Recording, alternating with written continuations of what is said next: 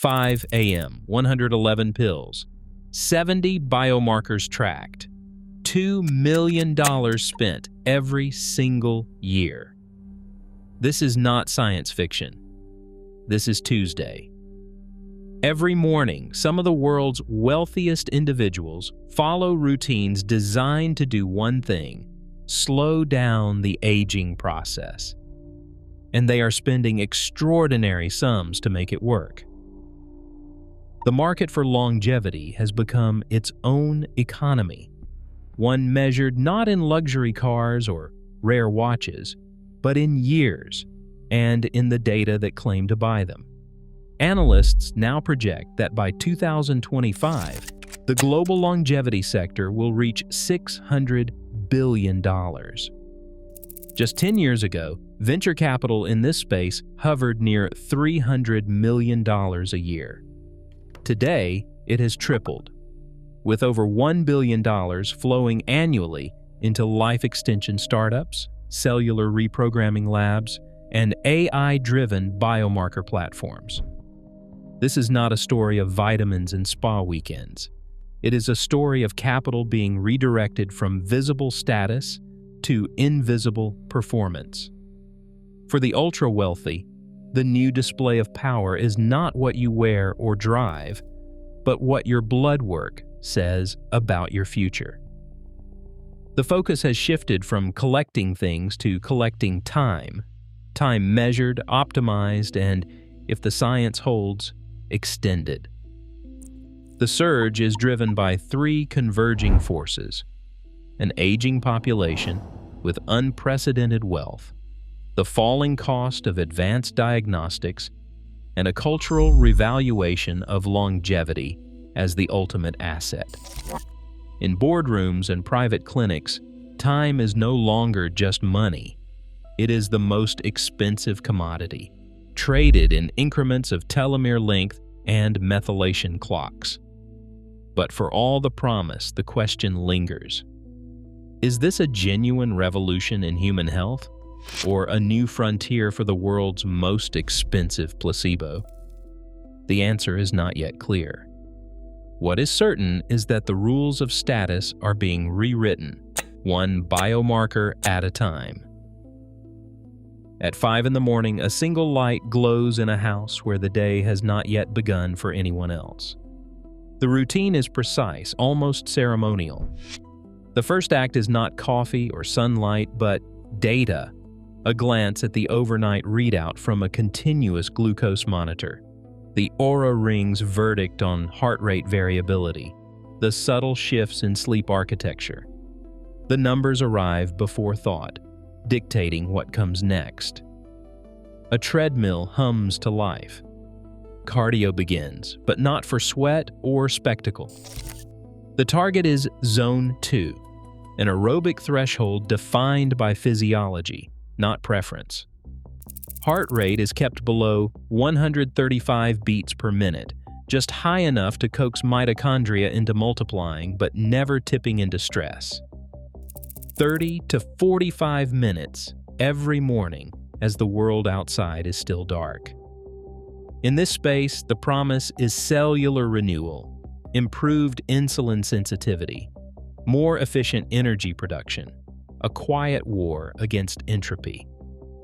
After exercise, the protocol continues with a supplement stack, 111 capsules, each selected for a specific pathway, NAD plus boosters, sirtuin activators, anti-inflammatories, micronutrients. The exact combination is recalibrated weekly based on biomarker feedback. Breakfast is not chosen, it is prescribed. The menu, calculated to the gram, responds to the latest blood work and glucose curves. There is no room for craving or improvisation. The body is treated as a system to be tuned, not indulged. Each decision is informed by a feedback loop, data in, intervention out. The day is not shaped by mood or whim, but by a belief that every variable can be measured and every outcome improved. For some, this is discipline. For others, it is a wager against time, a daily negotiation with biology, where the cost is measured in hours, dollars, and the hope that the data does not lie. Brian Johnson's mornings begin not with a mirror, but with a spreadsheet. After selling Braintree to PayPal for $800 million, Johnson redirected his fortune into an experiment he calls Project Blueprint. His stated ambition is as stark as it is audacious: to achieve the lowest biological age possible, measured organ by organ, cell by cell. The cost of this pursuit is staggering, about $2 million each year, a sum that covers a team of 30 physicians, monthly panels tracking more than 70 biomarkers, and a supplement regimen that numbers 111 pills daily. Each meal is calculated to the calorie, 1,977 calories precisely, divided into 5 identical servings.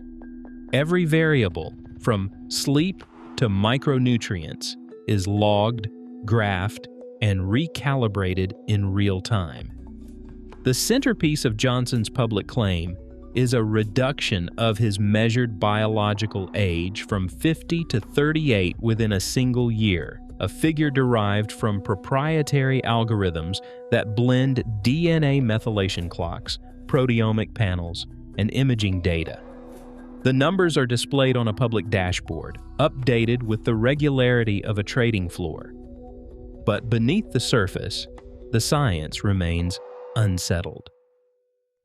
The Blueprint Aging Index, the metric behind Johnson's claims, exists only as a preprint, unreviewed, unreplicated, and based almost entirely on his own data. For every headline about age reversal, there is a footnote about uncertainty. Longevity physician Peter Attia has drawn a sharp line between correlation and causation, warning that a shift in biomarkers does not guarantee a longer life. As Attia puts it, you can change the numbers, but changing the outcome is a different proposition entirely. The spectacle of Johnson's experiment, with its vast resources and relentless data, raises a question that echoes beyond his laboratory. Is this the future of medicine, or the world's most expensive placebo? The answer, for now, remains suspended between promise and proof. Beyond the private experiments and personal dashboards, a new class of institutions has risen to serve the elite's appetite for longevity. These are not hospitals, nor are they spas. They are clinics that promise to package the science of aging into a service menu at a price that rivals a luxury car. At Clinique La Prairie, nestled on the shores of Lake Geneva, a week of cellular rejuvenation can cost $40,000. The experience includes full genome sequencing, immune profiling, intravenous nutrient infusions, and a battery of tests that would overwhelm most medical textbooks. Each guest is assigned a team of clinicians, nutritionists, and therapists, all working to decode and recalibrate the body's most elusive variables.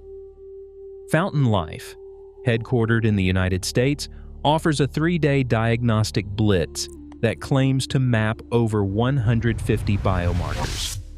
The protocol includes full-body MRI, advanced cancer screenings, and AI-driven risk models for everything from cardiovascular disease to neurodegeneration.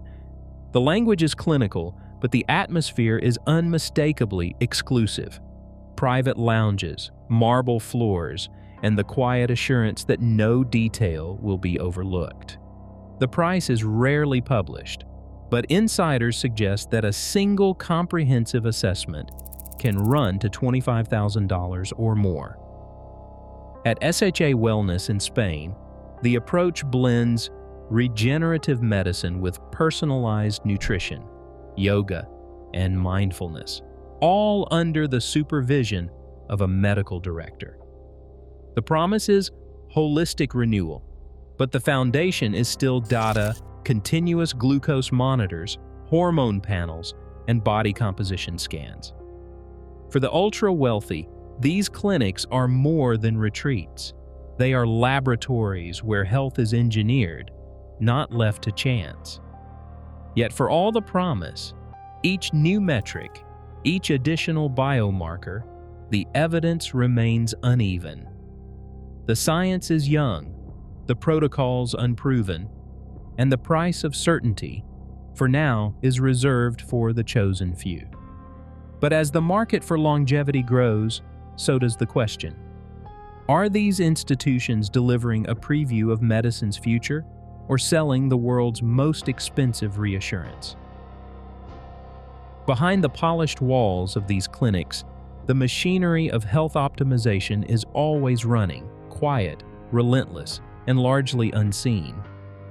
Each client is mapped by a latticework of devices. DEXA scanners chart bone density and visceral fat with clinical precision, while VO2 max tests measure the body's oxygen engine breath by breath. Full-body MRI scans, scheduled not for symptoms but for surveillance, search for the earliest hint of trouble. The data streams are constant. Glucose readings arrive every 5 minutes from a Dexcom G7. Heart rate variability is tracked overnight by Oura rings, and sleep architecture is dissected by 8 sleep mattresses. All of it flows into private dashboards built by teams of data analysts and clinicians who interpret the numbers in real time.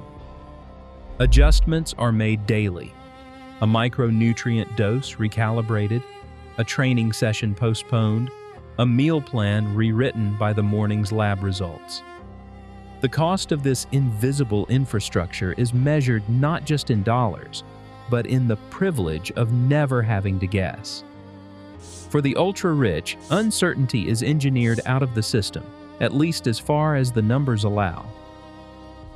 40 to 100 supplements each morning.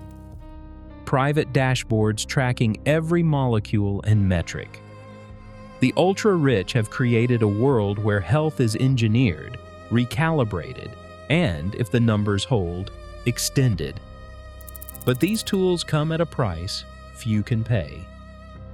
The cost of continuous surveillance, advanced imaging, and bespoke interventions remains out of reach for nearly everyone else.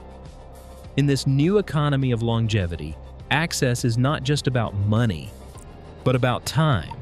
Time bought, measured, and perhaps borrowed. History offers parallels. Mobile phones and internet access began as luxuries, reserved for the privileged, then spread to the many. Some believe the same will happen here, that today's $40,000 clinic week or 100 capsule regimen will become tomorrow's insurance benefit or over-the-counter kit.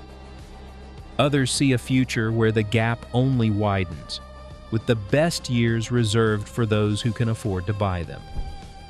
The daily routine of the ultra-rich raises a question that science cannot yet answer.